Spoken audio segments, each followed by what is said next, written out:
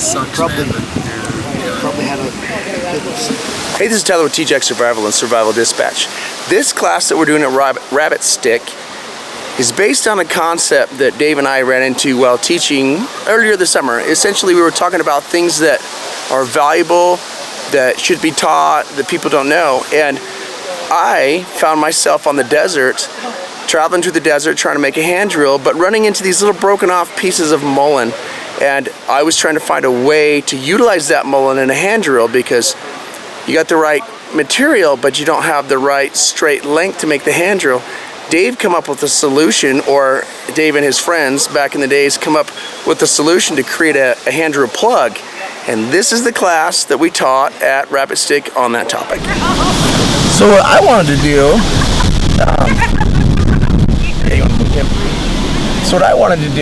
is Dave and I were sitting on the desert talking about ideas of things that could be taught at Rabbit Stick. Just grab some shade. And you're good if you're in it, you're in it. If you're not, sorry. So we were talking about stuff that we taught at Rabbit Stick, and I was trying to think of something that I have learned or that I have seen that I didn't see at Rabbit Stick that was super valuable. One of the things that popped in my mind was this hand drill plug that Dave showed me. I have the original stick.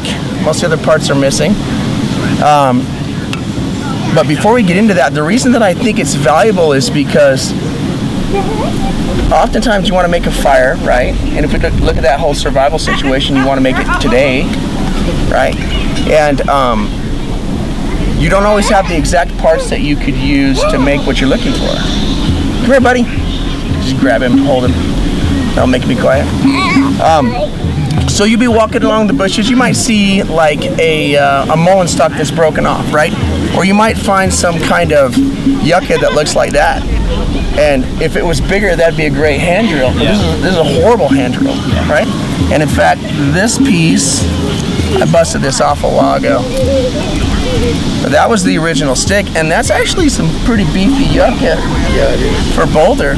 So if we can break something like this off, turn it into a plug, and then you can tell I've made fire with this one. This is the fire starter, and a piece of willow. This is actually Dave's hot dog stick, or this is a piece of, I think it was willow. I cut it a while ago before I stuck it in my bag, and now it's not as straight as it was. But something that's hard, that's cut, that can be split open, and then you add a little bit of natural cordage to the back side of it, will give you the ability to run that puppy, right?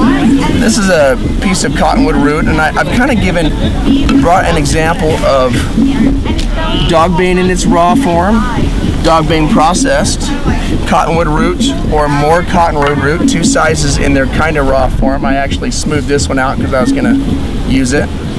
And then Sotal in its raw form. But if you find something that's busted off, you want to make a hand drill kit, but you don't have enough of the material required, this is the solution. And green willow bark will work to bind it. Yeah. And the leaves off that yucca would also bind it. Yeah. Correct. And the hem of your t-shirt will bind it. Any kind of fiber. I like dogbane, but you can't always find that. Clearly, the string off the yucca is going to be, you got yucca string. Right? So, do you want to show your piece? Oh yeah, when he got my attention to tell me what we're going to do, I just made a primo set of how I think it would look if I had time. And so I took a piece of river cane, dogbane, and some cottonwood root, and then made a fire, and then straightened out my stick so I had something for the next day that doesn't take a lot of labor. And one of the coolest things I always figured out when I was younger was that tribal peoples didn't ever do anything alone, and if they were in trouble. They work together, and the Hadza don't even make short sticks. They stand together and have a chat about something while they're making a fire standing up. That Spartan approach of having little teeny short spindles that are skinny and crooked came out of the idea in the early survival days of the 80s from people like Scott Kuipers, who said if I can do it with a wet bent piece of oak, then anybody else in the world that I meet with some crummy stuff, I can make it work because I can use the crummiest stuff. My approach at that same time period, I was one of the first white guys that they know of in the United States that figured out how to do it on their own. There were plenty of natives that still knew how and didn't share the information. But there was Jim Riggs and one other, and then I think me or somebody. So I was like third or fourth in the States in the 80s that figured it out, but none of us figured it out from each other. We just came up with that. At that same time, Scott Kuipers and a guy named Mike Clinchy were going to school in Santa Fe, and they didn't allow themselves to eat any lunch until they got a hand drill fired. And they said it took them 4 years to get to eat lunch. Because they weren't interested in what worked best. They were interested in figuring out if they could make anything work. So when I first met Scott Kuipers, I was known as one of the 4 in the United States that figured it out. And Scott walked into the back of the Boss trailer and saw me out there stone scraping a bow, trying to be naked and primitive. And he goes, "Oh, so you're David Holladay, huh?" I go, "Yeah." And there's this strong young man sitting there. He goes, "Hey, is that your hand drill set?" And I go, "Yeah." He goes, "Mind if I try it?" And I said, "Sure." And he sat down and he put the board under his foot, which I'd never done before, and sat down real relaxed, cross-legged, and proceeded to drill a hole right through my board, was making no drill dust other than white drill dust at all, and said, "I'd have to back off quite a bit to get a fire on that set." Meaning quit pushing and working hard and just back off and coast, and then he could get a fire on my set. At the same time period, I was struggling with all my might making noises trying to get a coal on my set. So I looked at this guy that turned into, his back just tripled in width when he sat down, and realized his lats underneath that smooth exterior is a really strong back and muscles. And then he proceeded the next year to come back to Rabbit Stick and say, "Well, you know, I figured out how to make a fire going up the spindle instead of down the spindle." And he began to come up with ideas like floating. Those were all modern inventions that he came up with, and if people were doing it in the past, Scott never met them. Scott was accessing the spirit of that, and he became the Fire King. And then he moved on to something else and left it to me, and then somebody else, and then Delmar, and now it's Myron, and you, Al Cornell. But when Scott and I were in our heyday, and I was in my 30s, we could go out with nothing in our little boxer shorts or whatever, no shoes or whatever, with a class on a Stone Age group trip, and we could walk out into a canyon and get a fire in 15 minutes or less if we were working as a team. I'd say, "You look for string, you look for that, you look for that," and we would meet back together, and we would impress our students to show that we were worth listening to for the next 30 days, because it was like the first day of a 28-day trip or whatever. So we learned that in Boulder, Utah, there's no straight sticks that make fire, and all the best stuff doesn't come straight and comes short most of the time. So we learned that you have to make compound drills. So we invented together, not the compound drill idea, because that had been happening in cultures all over the world, but we hadn't seen the anthropological studies of those places. So we just figured out how to make fire where we lived by combining the good stuff with the bad stuff, or the good stuff with the good stuff. Something comes straight and is terrible to make fire with. Something comes crooked and short and is great to make fire with, but it's the wrong shape. So combine the right shape with the right stuff as quickly as possible, and you get a healthier, happier day, because you get your fire early, and then you use your fire to prepare your fire making tools, and by the time you go to bed, you got the primo set. So I went out in my yard and made the primo set after we talked about the idea, but there's pine pitch in there to make sure that the plug, like on a violin, makes a squeak when you turn it. There's all kinds of nice dog bane hide glued on, and I straightened the stick and I tapered it. And this is kind of crooked, but if I spin it to the place I want it, it's not crooked anymore. So I got this set that I know I can use without using a lot of energy. But that happened after the fire got made. So this is like the first day, first night, get her done, live through the night, and fix your situation. The HUD's that too. all their stuff they harvest is green, so they have to scrape it, dry it out, Right. and then they carry it with them with the arrows and everything. So that concept, very few cultures ever got in a situation where they had to run out and survive. That's after you've been attacked and conquered. Yeah. That's not a good day. Your kids didn't get sent out into the wilderness with nothing. They got trained for years. In Australia, they got taught songs so they can walk off into the wilderness with nothing and go visit Aunt Susie, who lives 25 miles that way. You get to eat dinner and sleep with your friends all the way across Australia. So once in a while, you got to sleep out and catch a lizard.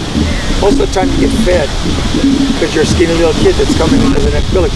But you learn the songs it takes for them to know that you come from that band and that you know their songs, and so you must be one of those people who's been sent on walkabout. So, oh, you're going to college, we'll help you, because that's their college education at age 12 to 14. Yeah. So a lot of our anthropological information comes from people who watched somebody walk off with nothing and thought, wow. But especially in Anasazi culture, in the Puebloan times, you could walk all the way to Mexico City and back and stay with a cousin about every 5 to 10 miles.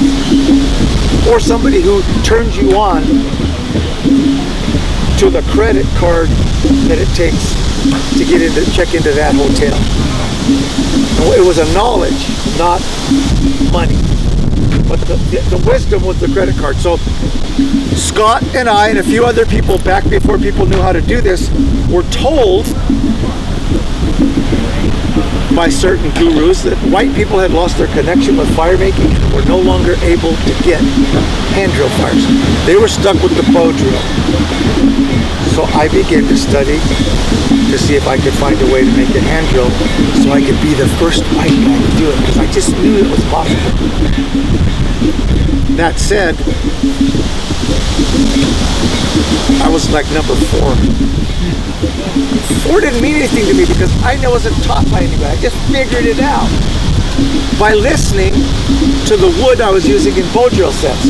I was teaching school in Tucson to 5 or 6 classes a day, K through 12 programs, and I began to tell right away if something was a good piece of wood by the way it sounded. And one day I'm replicating an Apache hand drill, which is a flared out bottom that's way skinnier than the top, so that you get lots of revolutions per second and lots of friction surface out of sotol. And I made one to put in my kit for teaching. I knew I couldn't make a fire, but I knew I could show them what theirs looked like. I went to the museum, looked at it, got the right stuff, copied it. A coyote that copies everything. That's what fuzzy white guys do. You know, they're interested in anthropology. So I take my authentic set while I'm talking on the phone at my desk at my school, in my office, and I'm talking to somebody on the phone, and I thought to myself, I bet I could at least make smoke and get it to look like it's been used. That makes it even more authentic looking. And while I'm talking, I look down and there's a big black coal on my big worm about that long, already lit, and I wasn't even going down the spindle. And I went and asked my principal, can I call Larry Olson on collect call from our office? She said, sure. And she knew I was excited about something, and I called him and said, Larry, I did it. And I was about to say I'm the first, and he goes, yeah, that makes you number 4 that we know of in the United States. I didn't care, but that's how come I met Dave Westcott. Larry called Dave, said we know a guy that's living in Tucson that knows how to do a fire by hand drill. And so long story short of it, people start coming around, and Scott Kuiper starts coming around, and we start becoming what we thought were the hand drill gods of the 80s in the white revival of Stone Age skill sets. And nobody else knew how, so it was easy to be a guru. In the land of the blind, the one-eyed man is king. So we began to improve on that idea. We began to make necklaces that already had this section made out of bone and scrimshawing it, so we could take our necklace off and plug our willow and our other piece in as a piece of jewelry that was also a tool. So you had your extension plug already made. We began to make necklaces that were sockets on strings that could be the string for your bow drill. So we began to think of how can we dress and be ready to have a cutting edge and a fire wherever we go. We began to sneak our stuff onto our cutting edges onto airplanes, take 10-inch Clovis points onto airplanes and say they will never catch us. We'll always have fire. And so the idea was we're going to get good at this because nobody knows if it's worthwhile. Therefore, we have to show proficiency. And then we meet people like Morris Kahansky who could do everything he was teaching about while he was talking. As you notice, I can't do that. I talk a lot. I have done nothing since I've been standing. He could give the speech more interestingly and create the item and then show it to you in the 5 minutes while he was talking about it. So we all got blown away by teaching capacity and wanted to be authentic, accurate, and effective. And so I wanted to not only make things that looked good, but were functional. And so that became our battle cry for several years. And then we began to have contests to see who could make the smallest bow drill set that still worked. We got them so small we could fit everything in the top pocket of our cowboy shirts. And still make them work. But then the cool guys started saying, my hand drill spindle's a lot shorter than yours. So we're doing this macho thing that's about being littler and smaller and thinner. Which is a brand new idea for most men. And then, Stop looking up. and then what happened is as people caught up, they started saying, yeah, but mine's made out of oak and it's crooked and it's only this short. So not only is it useless and out of the wrong stuff, it's the wrong shape, and I can still do it. And that's where Scott Kuipers blew my mind one time. We're down in Mexico. We taught a bunch of tarumadas how to do the hand drill. By the way, the first old man to see us do it in his village said, in Spanish, because he spoke tarumara, but he spoke Spanish to us. He said, we don't have to buy matches anymore. Well, what was the traditional method? So I asked him, that's my first question, how did you make fire before matches? And they began to talk amongst all the old elders in the village, and they began to ask who was the oldest person, and they came around and said, there's always been matches. Because the oldest person they knew had always, so however long matches have been around was as far back as their memory went. So as far as they knew, there's always been matches. So that was the answer. I knew that they've been using flint and steel for a long time before matches, but they didn't know that. I was just wanting them to put, what I was hoping for is I was fishing for one of them to bring out their old, there's a type of cotton that grows on a tree there that's not cotton. It's kapok. Yeah, they got kapok trees all over Copper Canyon. So they're pulling the fibers out of that and they spark it. It's Indian gasoline, right? So I'm hoping they're going to give us a demo on how to make a spark and get a fire with that. And nobody remembers that because they quit doing that 200 or 300 years ago when they got matches, wherever matches came, like 1700s, whatever, 1800s. Anyway, so Scott Kuipers, after becoming quite famous for the floating process and all that other, or somebody that could go start here and make a fire in one stroke going up the spindle, he started showing off by dipping his hand drills in a glass of water and counting to 30 and then making a fire. So I got to watch him do that, and I stopped teaching hand drill after that and let the young guys do it. I retired in my 30s from being somebody who knew what I was doing. You went up the hand drill. He can start down here and in one stroke have a coal going before he gets to the top. Wow. So, without going any farther, boring you with the story about how we got to this point, the exciting part was, is I had that back knowledge of trips we'd done, that if it was a normal day and you run around fast enough, you can get all the parts before the sun goes down to get a fire going, even if you don't have a piece of string or a socket on you. But the bow drill fire is still superior for saving energy if you have the stuff and you can make it.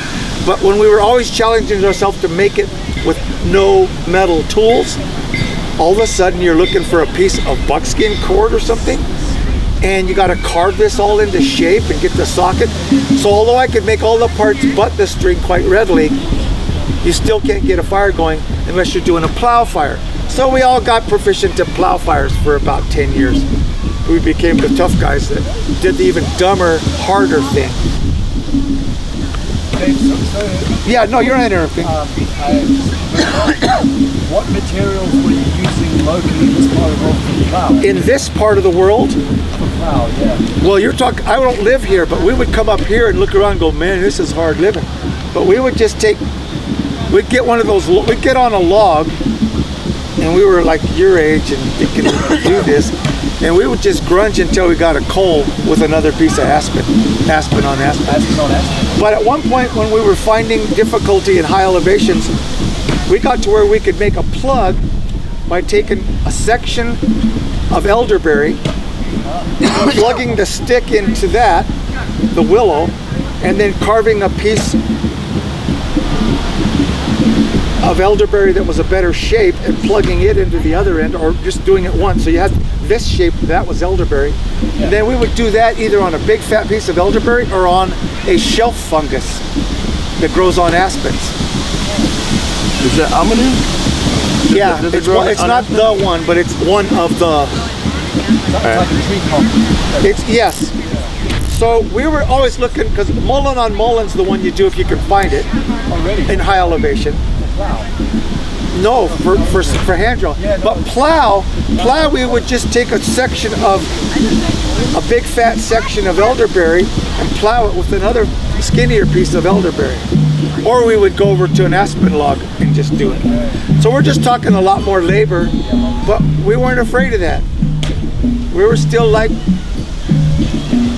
well then okay, can you do it on a rainy day? Right? So once you get it, you just turn the video game up to level, next level. So that's kind of the quick history of how this was thought up by Scott and I in the moment, and we challenged ourselves and we got a fire in like 12 minutes. No metal tools, and we impressed our students and they listened to everything else we said the rest of the trip.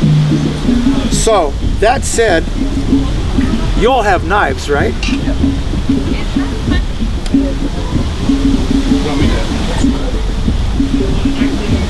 Well, yeah, but what I'd like to see is for them to get the spark, not us. Yeah? Is anybody willing? Yeah. Okay. So, when Tyler made his first fire in this method, he went and cut this off the end of my hot dog stick and did the split thing that Scott and I figured out. We were doing it with stone flakes, but he did it with his knife, right? Or did you do it with all stone tools? Yeah, because we weren't trying to be authentic, we were just trying to get a fire. And so that was his spindle, and that was his original. This is about my third plug. Okay, this is your third plug? Okay, so now that you've got them made already, but that's really difficult to get to stick there. How are you going to get that to stick there? You want to show them what you did? You got the idea, right? You just wrap this really tight, and then it tightens as it goes deeper. Pretty soon it holds there while you're doing your fire. Is there anybody that's so new to this they don't know the rest of the process? Like the hole you make, and everybody got the fire part? Okay, so that's a long story about something that takes way less time to do. Okay, so the key takeaway, being the new guy here, is when you see a box, right? It's shaped like, wow, it's shaped like this, right? When you crush that box over, it's shaped kind of like this diamond shape. That's what you want. Because if you don't have that diamond shape, you don't have anything that's gonna pull on that plug, right? Some people do like this L bracket. It all works. You can do a slices. You can slice it. You can slice it at angles and then bind it at the long angle, and it'll still stay together. So any kind of splice you can think of. It's like a tipped over box. Yeah, gotcha. Everybody sees all that stuff? Okay. And the key is to not make it square, but to make it diamond or like a tipped over box. The other thing that you start to learn when you've done this a few times is you can't make that a really steep angle. You gotta stretch it out a lot because the stick It's not a steep angle, right? And you can't make it too deep or you end up having your stick eating your plug. So this is a moderate example, and I actually would even readjust this a little more so that... Making that angle longer? Yep, make my angle a little longer. And I'm doing a reverse grip. I'll cover this. I have this. Put the blade up your hand, up your arm, face it down, put it on your chest. That way you're not cutting people around you, right? And then just pull your shoulder blades apart. You get a huge amount of leverage and force without a lot of input. And this guy's all crunchy because this is a really old piece of yucca. But that might be the one you had. Does anybody want to use this already made set to get a spark, or is that just old school? You guys done it? If you've done it so many times that it's boring by now. I want to use that nice I set. think eating a delicious meal is good every time. Yeah, exactly. Yeah, you got it. Well, the first time you make that indoor mini. You getting it, buddy? You getting it?